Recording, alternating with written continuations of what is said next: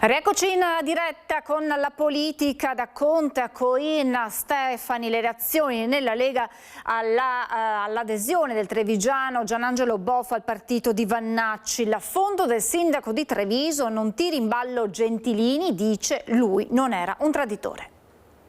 Credo che Giancarlo Gentilini, a parte il fatto che non essendo presente non andrebbe citato, però il ricordo che ha lasciato è quello di essere un esempio e un leghista doc, e che tra i suoi insegnamenti c'era anche quello di non tradire, e quindi io porto con me quegli insegnamenti, perché non basta ispirarsi, bisogna anche mettere in campo quelli che sono i suoi insegnamenti. Boff vada pure con Vannacci, ma non si sogni di tirare in ballo lo sceriffo Gentilini. È duro Mario Conte quando commenta il passaggio a futuro nazionale del deputato leghista che nella Marca è stato anche commissario provinciale del partito. 4 i parlamentari approdati nelle ultime ore alla Corte del Generale, 2 del Carroccio, 2 di Forza Italia. Io sono tra quelli che cresce con l'idea che le cose, se devono migliorare, vanno cambiate, bisogna combattere dall'interno. Scappare e accasarsi da qualcun altro forse è la scelta più facile, però secondo me meno onorevole. Siamo a un fine legislatura, ci sono tanti movimenti in tutti i partiti e quindi l'esplosione della posizione del generale, che non bisogna sottovalutare, perché sta grattando la pancia agli italiani su un problema su cui dobbiamo interrogarci ancora un po' di più. Le persone non si sentono sufficientemente sicure, e questo vuol dire che, come tutto arco costituzionale, dobbiamo fare una riflessione profonda su come riportare la certezza e la sicurezza anche all'interno del cuore dei nostri concittadini. C'è dunque un tema concreto da affrontare e non scansare, ammonisce Bonesso. D'altro canto l'ormai ex leghista Alberto Villanova attacca sui social tanto il capitano Matteo Salvini quanto l'ex segretario regionale e ora presidente del Veneto Alberto Stefani. Di quest'ultimo scrive: dietro le quinte lui e il suo cerchietto continuano a manovrare le macerie del partito con il solo obiettivo di garantire la sopravvivenza dei pochissimi della cerchia. Stefani dal canto suo non si scompone e ripete: io sono concentrato a risolvere i problemi dei veneti. Il mio unico tema è affrontare le sfide di cui i veneti hanno bisogno, e questo è il compito di un presidente della giunta regionale, questo è il compito che i veneti mi hanno assegnato, e dedicherò ogni minuto del mio tempo per questa finalità. Tutt'altro ruolo spetta al segretario della Lega trevigiana Dimitri Coin, che non si ferma al caso individuale di Boff ma allarga lo sguardo. L'emorragia che farebbe male sarebbe quella dei militanti. Ad oggi noi siamo alla fine della campagna di rinnovo della militanza e i numeri sono confermati più o meno quelli dell'anno scorso, quindi questo impatto in provincia di Treviso ad oggi non c'è. È pur vero che nello stesso capoluogo Treviso la Lega avverte dei mal di pancia. A Vannacci guardano con interesse consiglieri comunali come Claudia Tronchini e Riccardo Scottà. Le elezioni politiche d'altro canto sono imminenti, autunno o più probabilmente primavera 2027, e il Carroccio è in difficoltà. Vedo i numeri delle proiezioni dei sondaggi che danno la Lega in calo sensibile rispetto al voto del 2022, quindi noi dobbiamo avere il coraggio, l'umiltà di sederci attorno a un tavolo, di guardarci in faccia e di cercare di capire quello che non ha funzionato e di metterlo in atto, ma non per il posto nostro, perché noi comunque rappresentiamo i cittadini nelle istituzioni. Per Coin, Luca Zaia, vice di Salvini al nord, sarebbe una buona idea. Dopodiché penso che bisogni discutere anche sull'azione politica, e sarà sicuramente, se dovesse essere, un primo passo significativo, poi però ce ne dovranno essere molti altri. E adesso saluto il mio primo ospite, lo ringrazio per essere tornato con noi. Buongiorno a Paolo Zanatta, presidente Avis provinciale di Treviso. Ben ritrovato presidente, grazie per essere qui. Buon lunedì. Buongiorno a tutti voi. Allora Presidente, con lei, perché insomma è periodo di dichiarazione dei redditi e quindi i cittadini si trovano a scegliere a chi donare il 5 per 1000, tra le varie opzioni c'è anche la vostra, quella dell'Avis, con un progetto, un obiettivo ben preciso a cui destinare quanto raccolto. Ce lo racconti? Sì, noi abbiamo fatto questa campagna proprio per poter agire sul mantenimento del nostro ufficio di chiamata, che è un punto fondamentale della nostra attività per cercare di fidelizzare e soprattutto anche cercare di convincere chi ha fatto l'idoneità a cominciare la sua attività di volontario del sangue, quindi cominciare le sue prime donazioni. Il nostro ufficio di chiamata è molto importante, è strutturato, abbiamo 2 nostre dipendenti che nell'arco della giornata fanno circa 150-200 telefonate a cada una per fare cosa? Per chiamare i donatori e mandarli a donare, per chiamare i donatori e soprattutto dare le indicazioni corrette per una buona donazione. Visto che adesso l'autosufficienza per quanto riguarda le emazie, quindi i globuli rossi, ce l'abbiamo e dobbiamo solo mantenerla, mentre siamo scarsi, quindi non autosufficienti per quanto riguarda invece il plasma, che è quella componente del sangue molto importante da cui si ricavano dei farmaci salvavita. Sono farmaci salvavita perché per certe malattie, soprattutto malattie rare e malattie di tipo genetico, sono proprio i farmaci che permettono all'ammalato di poter avere una vita regolare e normale come tutti gli altri. Ecco, sarebbe stata la mia domanda successiva, Presidente. Tra l'altro noi ci avviciniamo al periodo dell'estate che sappiamo essere un periodo delicato per quanto riguarda le donazioni. Che quadro generale può farci? Abbiamo capito appunto che non c'è questa autosufficienza per quanto riguarda il plasma. Che carenza, che numeri ci può dare? Perché a noi piacciono sempre i numeri, seppur freddi, ma rendono meglio l'idea. Allora, il Centro Nazionale Sangue ha dato delle indicazioni. Per essere autosufficienti a livello nazionale bisognerebbe raccogliere 18 kg di plasma ogni 1000 abitanti. A livello nazionale siamo sul 16,4 kg per 1000 abitanti. Poi ci sono delle regioni che sono molto più dentro questo problema, che riescono a superare questi 18 kg, c'è ad esempio l'Emilia Romagna che arriva a 22 kg per 1000 abitanti.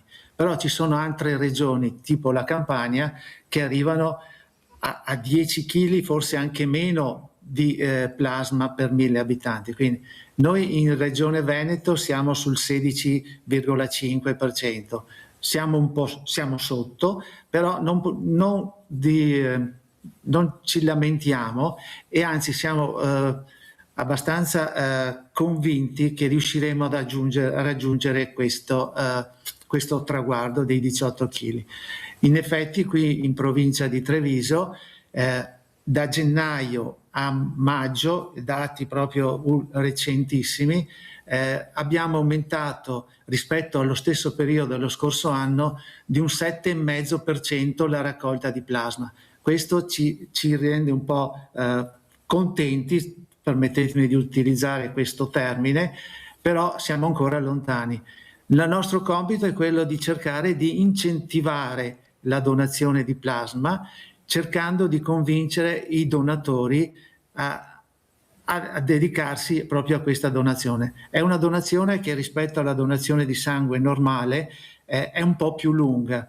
Una sacca di sangue, se uno ha una buona vena, in 10 minuti si riempie. Una sacca di plasma ci vogliono dei 45 ai 50 minuti e soprattutto attraverso una macchina che fa la separazione del plasma dal sangue, dai globuli rossi e dalle altre componenti che vengono reinfusi al donatore. Quindi è una donazione consigliatissima e soprattutto anche per le donne, visto che le donne in età fertile non è previsto di fare più di 2 donazioni all'anno, mentre le donazioni di plasma si possono fare tranquillamente ogni 30 giorni e non c'è nessun problema anche per le donne, anche se sono nel periodo del ciclo mestruale. Come numero di donatori, quindi possiamo dire che c'è una maggiore sensibilità al tema, Presidente? Lo stiamo diffondendo più che possiamo questa possibilità, questa incentivare la donazione del plasma.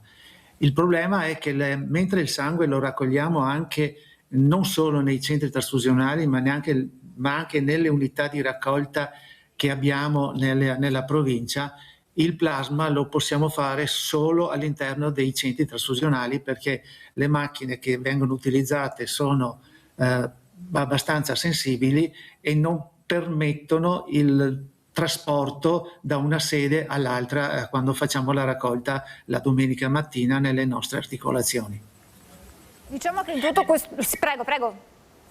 Come donatori la provincia di Treviso ha 31.500 donatori attivi. Di questi una buona parte vanno a donare o il sangue o il plasma nei centri trasfusionali, mentre che donano il sangue solo la domenica, quindi nelle nostre articolazioni, sono circa un terzo, quindi sui 18.000 donatori. Con il nostro ufficio di chiamata noi non lavoriamo su questi 18.000, ma lavoriamo su quelli che vanno normalmente a donare nei centri trasfusionali. Il direttore della medicina trasfusionale di Treviso per questa cosa qua ha fatto un paio d'ore di formazione ai nostri impiegati, i nostri dipendenti, per dare le giuste indicazioni al fine di riuscire a convincere il donatore a passare dalla donazione di sangue intero alla donazione di plasma. È proprio in tutto questo quadro che lei ci sta descrivendo che l'ufficio di chiamata diventa fondamentale, un po' una cabina di regia, diciamo, per mantenere la situazione sempre in equilibrio, perché si cerchi il meno possibile di andare in sofferenza. Certo.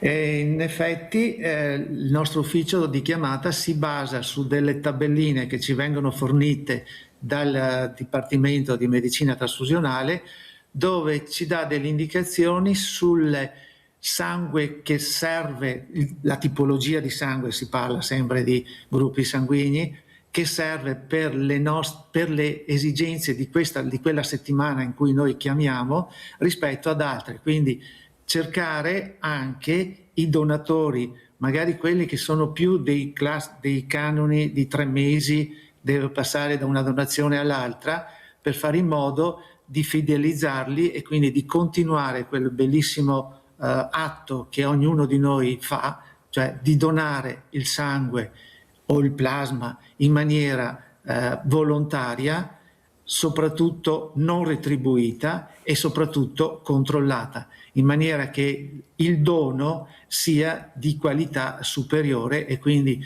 maggior sicurezza per gli ammalati che dovranno ricevere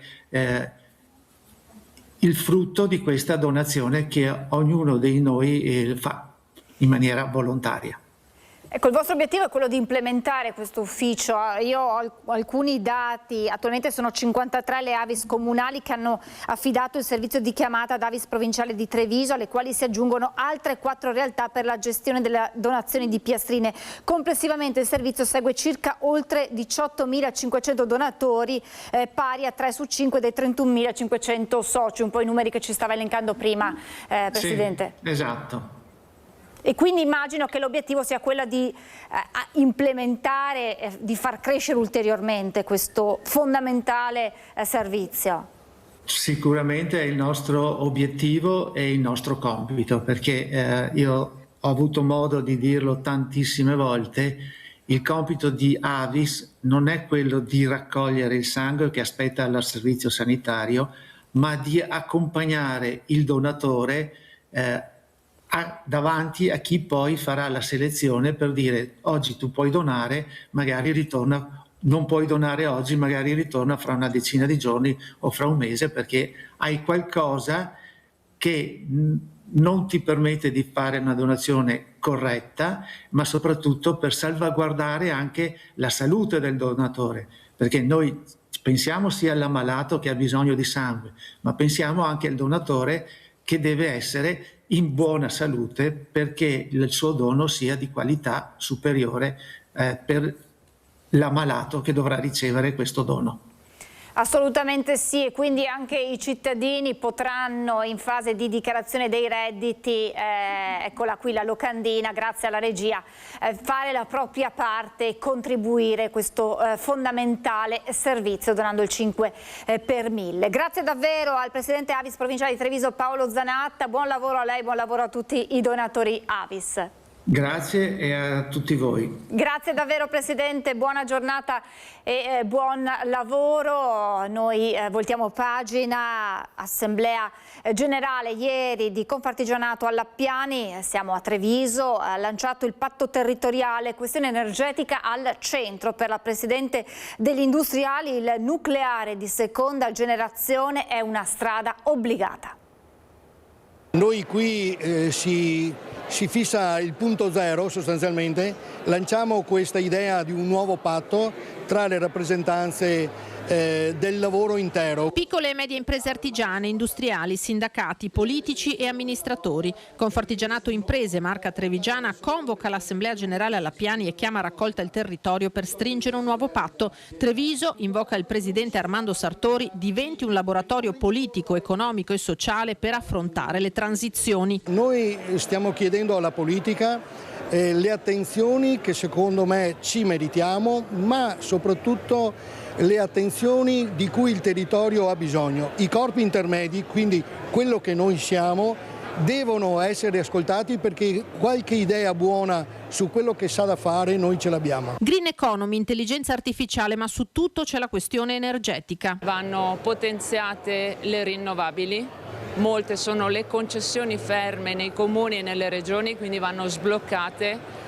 Però bisogna iniziare a pensare concretamente al nucleare di ultima generazione. Deve essere una decisione presa con la consapevolezza che questo Paese rischia veramente di essere di serie B se non vengono prese oggi delle decisioni importanti per il futuro. Noi crediamo che sia oggi assolutamente necessario implementare la ricerca sul nucleare. Oggi si sta parlando e sentiamo dei mini reattori di ultima generazione, le tempistiche che anche il Ministro dell'Ambiente ha annunciato qualche tempo fa pare possono essere addirittura di 4-5 anni per poter essere utilizzate nel nostro Paese e oggi io dico, se sono sicure queste fonti, questi nuovi modi di fare energia, perché oggi non sfruttarle, perché non metterle in campo? Il nucleare pone il tema dei siti, prematuro parlarne secondo il Ministro dell'Ambiente e della Sicurezza Energetica Gilberto Pichetto Frattin, ma di Marghera si continua a discutere. Su questo il Presidente del Veneto Alberto Stefani è chiaro. Io credo che queste scelte debbano essere condivise prima di tutto con i territori, no a scelte imposte, servono scelte condivise con i territori, anche con gli strumenti che il diritto mette a disposizione e soprattutto di concerto con i sindaci. In questo caso il sindaco tra l'altro il nuovo sindaco si è già esposto e credo che su queste scelte ci sia la necessaria concertazione dei territori e soprattutto dei cittadini. E a margine dell'Assemblea di Confartigianato all'Appiani, la Presidente di Confindustria Veneto Est, Paola Carrone, è intervenuta anche sulla crisi Electrolux, auspicando una soluzione. Comprendiamo la situazione dell'azienda, ha detto, che subisce la forte concorrenza della Cina. Noi abbiamo Electrolux tra le nostre aziende. Io quello che posso dire è che è un'azienda che è qui dagli anni '80 e quindi non è l'azienda che è venuta in Italia per spremere una situazione e andarsene. Oggettivamente sta vivendo un problema di concorrenza. Penso alla Cina che sta sfornando, è più 22% l'ingresso di prodotti cinesi e quindi è ovvio che si fa fatica a competere quando non riesci a essere competitivo nel prezzo e lo stanno diventando anche nella qualità. Per cui questo è un problema, quindi capisco la situazione dell'azienda, è ovvio che a noi stanno a cuore anche i lavoratori perché pensiamo che dietro a un lavoratore c'è una famiglia e quindi con tutte le problematiche. Io mi auguro che si possa arrivare a trovare una soluzione. L'ULSS 2 Marca Trevigiana ha attivato sul proprio territorio le procedure operative e le misure di sorveglianza sanitaria obbligatorie relative alla malattia da virus Ebola. I provvedimenti adottati su scala nazionale secondo il principio di massima precauzione si sono resi necessari dopo la dichiarazione di emergenza di sanità pubblica di rilevanza internazionale da parte dell'OMS. Si precisa che il rischio di introduzione e diffusione del virus sul territorio locale rimane estremamente basso. Tuttavia, al fine di garantire la massima tutela della salute pubblica e un monitoraggio tempestivo, sono state definite le modalità operative per l'autosegnalazione obbligatoria dei viaggiatori. L'obbligo di notifica scatta per chiunque faccia ingresso nel territorio nazionale e risieda o sia domiciliato nei comuni della provincia di Treviso anche in totale assenza di sintomi, qualora provenga direttamente o indirettamente dalla Repubblica Democratica del Congo o dall'Uganda, oppure abbia soggiornato o anche solamente transitato in uno dei due paesi nei 21 giorni precedenti l'arrivo in Italia. Adesso ci fermiamo ancora con una pausa pubblicitaria, ma ci vediamo tra pochissimo.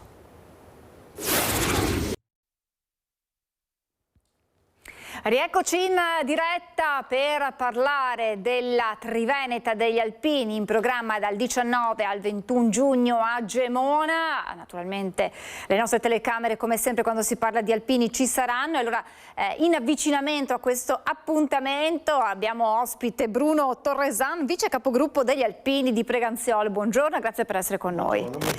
Perché gli Alpini di Preganziol sono pronti a partire per Gemona con i loro mezzi, chiaramente, ma anche a piedi domenica prossima.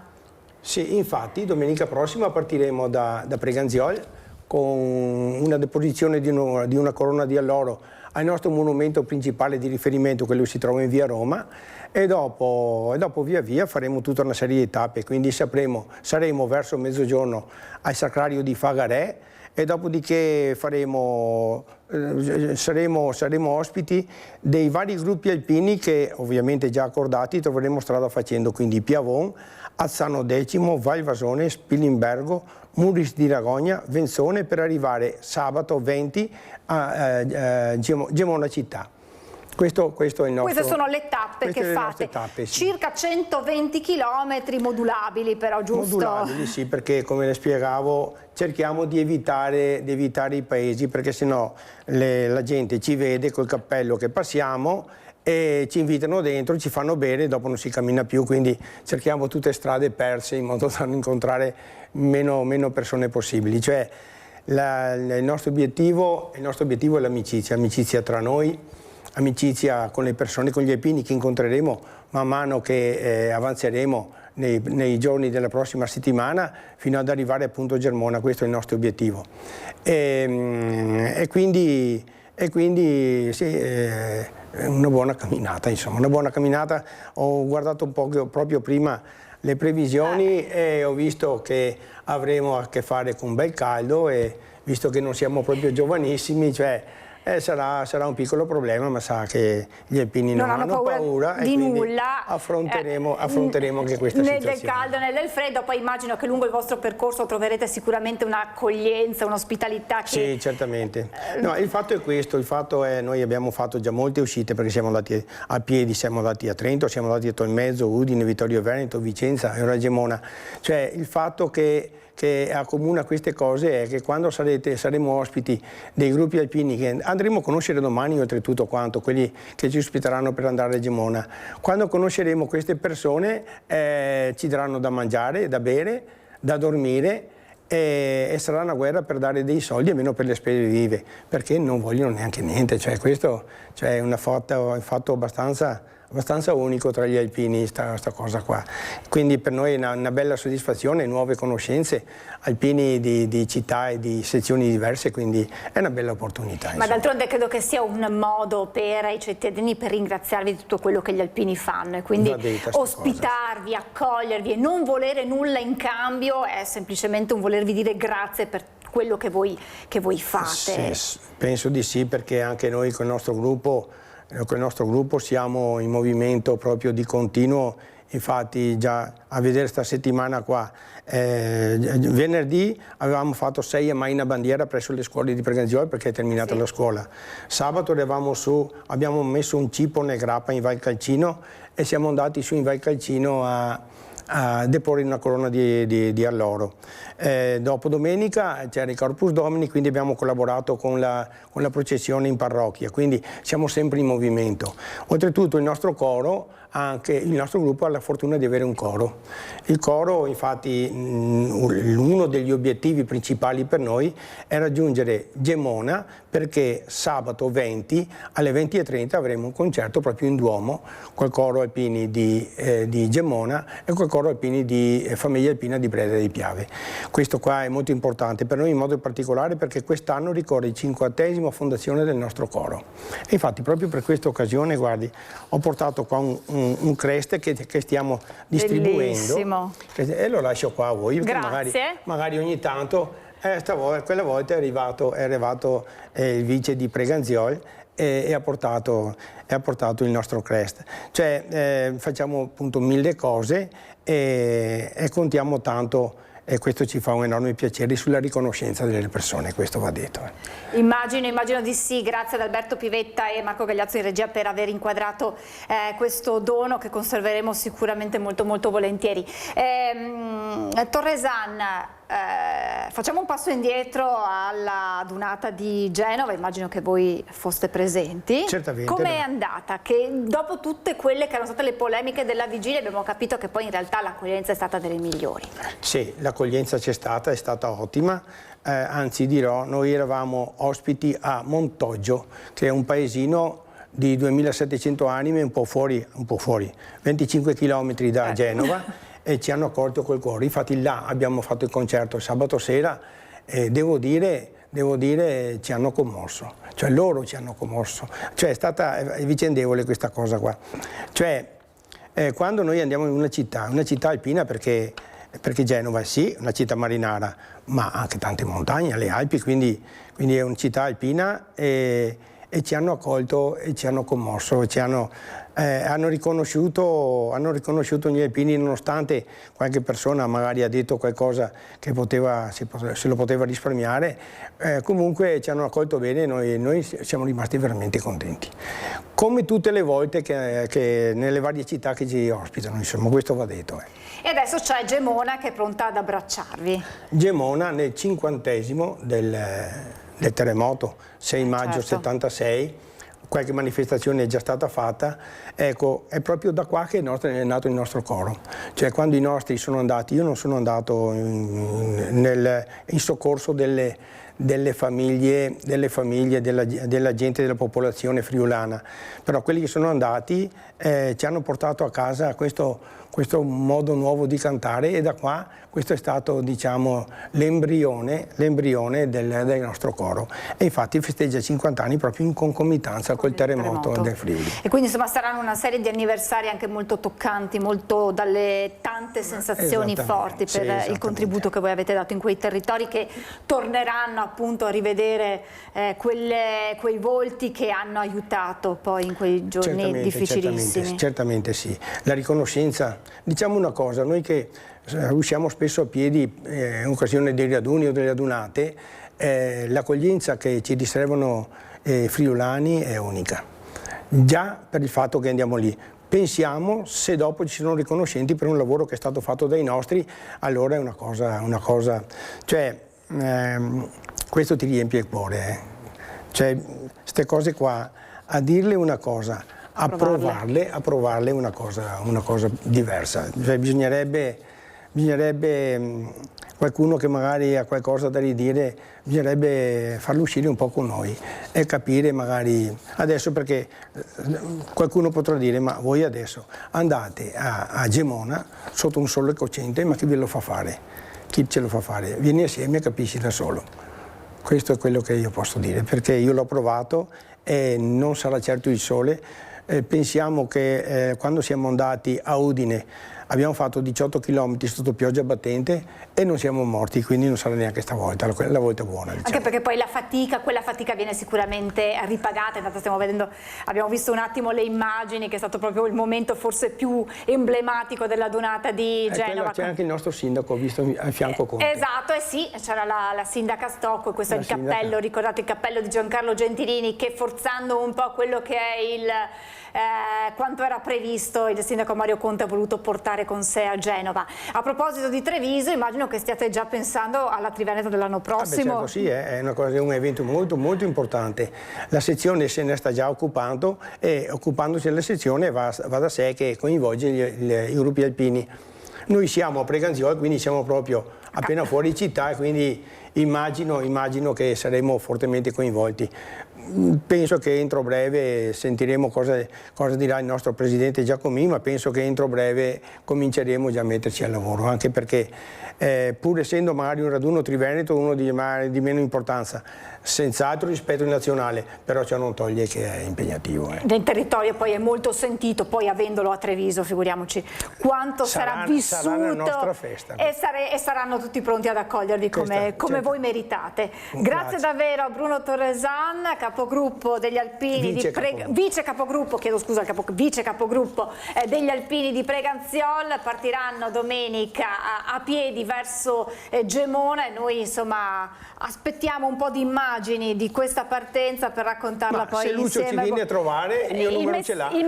Immagino che Lucio abbia una lunga rubrica di numeri alpini. Insomma, Lucio, se ci stai guardando, il messaggio è per te, ti aspettano gli Alpini di Preganziol per questa partenza. L'altra volta che siamo andati a Udine è venuto a trovarci a Piavon, però domenica voi so che non uscite normalmente. No, noi ci siamo di domenica, ranghi un po' ridotti, per cui sarà un po' da incastrare, ma vedremo di fare in modo di raccontarlo. Lunedì, se mi chiama, magari ci viene a trovare a Zano Decimo, che saremo strada facendo tra Piavon e a Zano Decimo. Molto volentieri. Buona camminata e buona Triveneta agli Alpini e grazie ancora per quello che fate davvero. Grazie a lei. A Bruno Torresan, vice capogruppo degli Alpini di Preganziol, e noi andiamo avanti con le notizie. Residenti del quartiere Portello a Padova hanno avviato una raccolta firme contro la sospensione della licenza del bar teatro di una rissa violenta. Studenti, famiglie con bambini, tutti insieme ieri per portare la loro solidarietà al bar Listina al Portello contro la chiusura di 60 giorni disposta dalla questura dopo la violenta lite tra un trans di origine brasiliana e un padovano di 54 anni a cui è stato strappato l'orecchio a morsi. Molti gli attestati di stima e una raccolta firme che ha superato le 1500 per chiedere che venga revocata questa decisione. In molti vedono nel bar un punto di aggregazione per il quartiere e non un luogo di malaffare. Commossa la titolare del bar nel vedere tanto affetto da parte degli abitanti della zona. Ha ribadito inoltre di essere estranea alla vicenda. Una notizia che arriva da Jesolo a seguito degli episodi che si sono registrati nell'ultima settimana. Il questore di Venezia, stiamo parlando di una serie di episodi di violenza, di risse che hanno visto protagonisti giovani, cosiddetti anche forse in modo inappropriato, ribattezzati Maranza. Il questore di Venezia, Antonio Sbordone, ha organizzato una serie di servizi straordinari sul territorio con oltre 500 persone controllate, di cui molte di età compresa tra i 15 e i 18 anni. Le attività si sono svolte sia di mattina presso la stazione delle Corriere a TVO di via Equilino per monitorare i gruppi di giovani in arrivo attraverso controlli preventivi, sia nelle ore serali e notturne con un'operazione di identificazione nelle zone della città legate alla movida estiva. Agli operatori del commissariato di Jesolo e della stazione dei Carabinieri si sono affiancate le squadre specializzate del reparto mobile della Polizia di Stato, che hanno permesso di rafforzare ulteriormente il controllo e la sicurezza. Nei confronti di 3 minori coinvolti nella rissa dello scorso weekend, il questore ha adottato altrettante misure di prevenzione personali, ossia il divieto di accedere o stazionare nelle immediate vicinanze di alcuni esercizi pubblici presenti sul tratto di lungomare per la durata di un anno. Ieri sera in Basilica a Padova il presidente della CEI, cardinale Matteo Zuppi, ha celebrato la messa della Tredicina. Sentiamo le sue parole prima dell'omelia. Sant'Antonio mostra la presenza del Signore Gesù, ci affida il Vangelo e anche senza tanti sconti. I sermoni, le omelie di Sant'Antonio erano tutt'altro che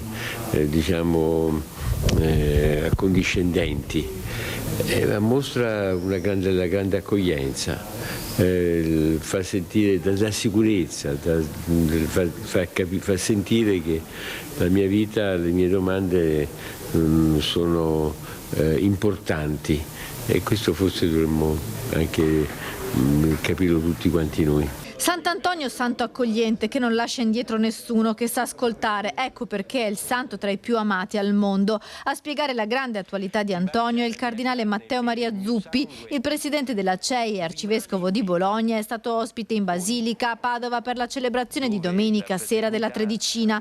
Sant'Antonio, come San Francesco, di cui quest'anno ricorrono gli 800 anni dalla morte, parlava ai potenti. Chiunque deve essere operatore di pace, che non sono i mezzi che ci fanno essere operatori di pace, perché questa è la logica del confronto e del riarmo, e essere disarmati, che ci aiuta, che ci permette di chiedere il disarmo e di parlare ammonendo i reggitori, perché San Francesco anche non faceva sconti, chiedeva ai reggitori e li metteva di fronte al giudizio di Dio, quindi ma tutti quanti noi, ma per farlo dobbiamo essere disarmati. Una pace invocata da Papa Leone XIV nel suo viaggio in Spagna, con il richiamo all'Europa a non essere polarizzata, un appello che secondo Zuppi non deve essere rivolto solo alla politica ma anche ad ognuno di noi.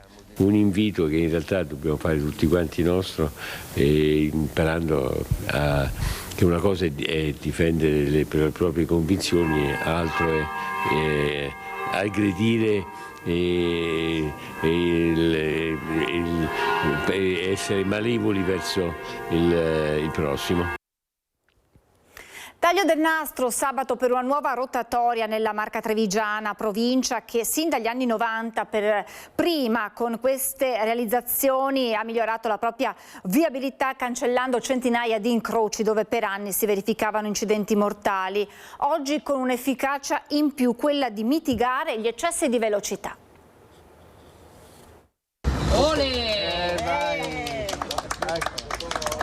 Da oggi la provincia di Treviso ha una rotatoria in più, è quella lungo la strada tra Folline e Revine nel comune di Cison di Valmarino. Molti conoscono la zona perché fino a qualche mese fa qui c'era uno degli incroci più problematici per andare a vedere Artigianato Vivo, uno degli appuntamenti che storicamente caratterizza il Ferragosto del comune della Valmarino, del Bosco delle Penemozze e dei percorsi dell'acqua. Grazie ad un investimento di 280.000 euro, finanziato congiuntamente da provincia di Treviso e comune, viene migliorato uno snodo importante a beneficio della comunità, che grazie anche ad ATS ora ha nuovi ed efficienti sottoservizi fognari. Con questo intervento andiamo a migliorare decisamente la viabilità non solo del paese ma anche del tratto di provinciale, andando un po' a mitigare il problema della velocità.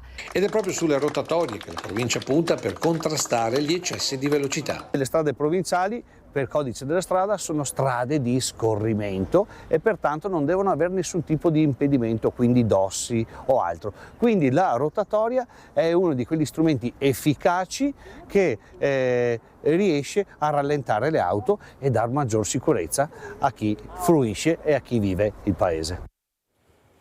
Andiamo a Udine, dove ciclicamente si ripropone il problema dell'accumulo di indumenti in piazzale Chiavris, che degenera spesso in un accumulo di immondizie. Ebbene, sabato si è assistito al paradosso di vedere la scena all'uscita di un matrimonio. La situazione critica con annesse polemiche dei residenti era rapidamente corsa sui social. L'ennesima denuncia che abbiamo raccolto per le condizioni di incuria totale in cui versa la zona di raccolta indumenti della parrocchia San Marco in piazzale Chiavris. Sono un pugno nell'occhio. Accumulo di indumenti e bagnati dalle piogge, messi stesi ad asciugare praticamente con la rapida degenerazione in un cumulo di immondizie. Cartoni della pizza, contenitori, dentifrici usati, scatole di biscotti vuoti sono solo alcuni dei prodotti che si possono trovare. I rifiuti prendono il posto dei vestiti, un'immagine che non piace ovviamente a chi passa da quelle parti e che diventa paradossale all'uscita degli ospiti di un matrimonio nella chiesa retrostante. Vestiti eleganti e pomposi con l'incuria non vanno di certo a braccetto, ce lo dice direttamente un'invitata. No, è una vergogna, anche perché io capisco che in pratica c'è qualcuno che avrà anche bisogno di questi vestiti, ma il fatto che vengano usati in questa maniera e poi abbandonati sotto le intemperie e scaraventati per terra, hanno fatto lo stenditoio come se dovessero mettere ad asciugare l'abbigliamento. No, allora qualcuno deve provvedere. La situazione la conosce bene anche il consigliere comunale Alessandro Vigna, che vive da quelle parti. Questa la sua proposta per risolvere la problematica. Volevo dire qualcosa sul disordine fuori dalla chiesa di San Marco, che è praticamente sotto casa mia. È una cosa che io, questa dei vestiti, avevo già segnalato i giorni scorsi al consigliere Giacomello, all'assessore Giacomello, in modo tale che provasse a muoversi attraverso la Caritas, perché quei cassonetti sono della Caritas. Molti arrivano e, come abbiamo visto, usano più che come un posto per recuperare dei vestiti, usano il sito per lasciare, abbiamo visto i dentifrici, le cose, cioè come fosse una discarica, e questo non va bene. No, quindi spero che l'assessore Giacomello riesca a trovare una soluzione con la Caritas, che passino magari più frequentemente. Questo potrebbe essere una soluzione, no? In modo tale che si possa risolvere questa problematica qua. Restiamo a Udine per una notizia di tutt'altro tenore. Fan da tutto il mondo, emozioni forti e inclusività. Il concerto di Eros Ramazzotti ha aperto alla grande la stagione dei concerti al Blue Energy Stadium. Solo la terra, non i friulani. Ha tremato la terra, non i friulani. C'è stato anche il ricordo del terremoto di 50 anni fa e la celebrazione della forza del popolo friulano nello spettacolare concerto di Eros, che ha aperto nel migliore dei modi la stagione della musica al Blue Energy Stadium. Un evento attesissimo perché il cantante mancava da 20 anni e proprio in Friuli ha aperto il tour degli stadi italiani. Oltre 2 ore ininterrotte di show con un palco pensato per esaltare il live, con maxi schermi e luci che hanno reso tutto più coinvolgente.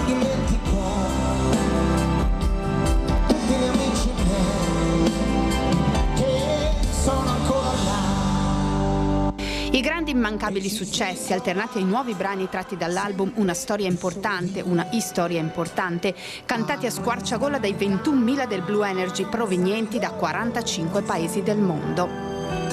Siamo da Sudafrica, Johannesburg, Sudafrica. Where are you from? Austria. Dall'Argentina. Dall'Argentina? Proprio dall'Argentina.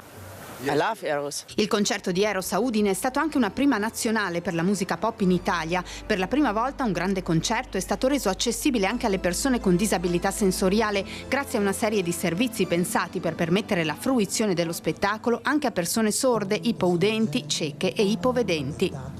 Certo, poi la questione interessante è che avremo anche le audiodescrizioni, e questo sicuramente è una cosa importante per le persone non vedenti.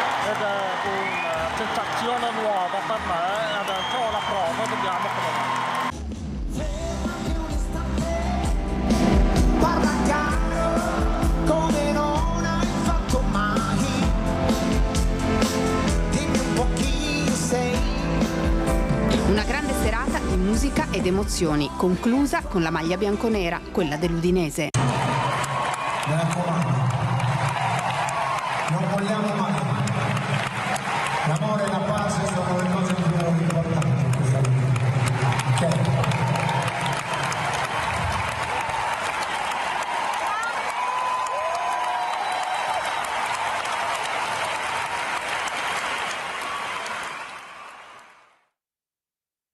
giugno si aprirà la stagione dei notturni padovani, un'iniziativa che racconta Padova ai turisti ma anche agli stessi padovani. Tornano i notturni padovani, il tradizionale format che dagli anni 70 racconta la città del Santo attraverso visite guidate, incontri, escursioni in battello, in barcaremi, oltre a visite ai musei e il Festival delle Mura e delle Acque Fluviali. Tutta la programmazione sarà disponibile al sito www.notturnipadovani.it. Sono oltre 250 eventi, è uno dei contenitori più importanti, abbiamo abbondantemente superato le 10.000 presenze l'anno scorso e quello che è interessante è l'idea di experience, cioè vengono scelte perché sì, c'è la Cappella degli Scrovegni, c'è il Palazzo della Ragione, ma queste sono visite guidate, un grandissimo grazie alle guide turistiche padovane perché permettono a turisti e padovani di scoprire aspetti curiosi, inediti, originali e ogni anno c'è l'estensione perché includiamo nuovi territori. Dal prossimo 11 giugno fino a ottobre inoltrato, turisti e padovani potranno ammirare angoli nascosti della città. Una rassegna pensata per tutti, sia i turisti che i residenti. Turisti che sono in continuo aumento, come segnalano i dati del primo trimestre del 2026. Padova rientra ormai nelle grandi città culturali italiane in compagnia di Roma, Firenze, Napoli e Venezia. Siamo riusciti a crearci uno spazio tra le grandi città d'arte, anche se Padova, ripeto, ha molte frecce al suo arco, ma non le aveva mai compiutamente sfruttate. I dati sono confortanti, il primo trimestre abbiamo già i dati degli arrivi, delle presenze, sono dati significativi in leggera crescita, nonostante tutto rispetto all'anno precedente. Ci auguriamo che il prossimo trimestre, soprattutto il periodo estivo, possano dare risultati importanti. Comunque chi di voi dovesse dialogare con albergatori e ristoratori, ma anche i negozianti, ha un feedback positivo. In chiusura vi ricordo l'appuntamento questa sera a partire dalle 20:45 in diretta su Antenna 3 con Ring, ospiti Alberto Stefani, Presidente della Regione Veneto, Fabio Crea di Fratelli d'Italia, l'onorevole Gianangelo Boff di Futuro Nazionale, Nicola Talmi della CGIL, Giacomo Nilandi del Partito Democratico e poi Vittoria Caram.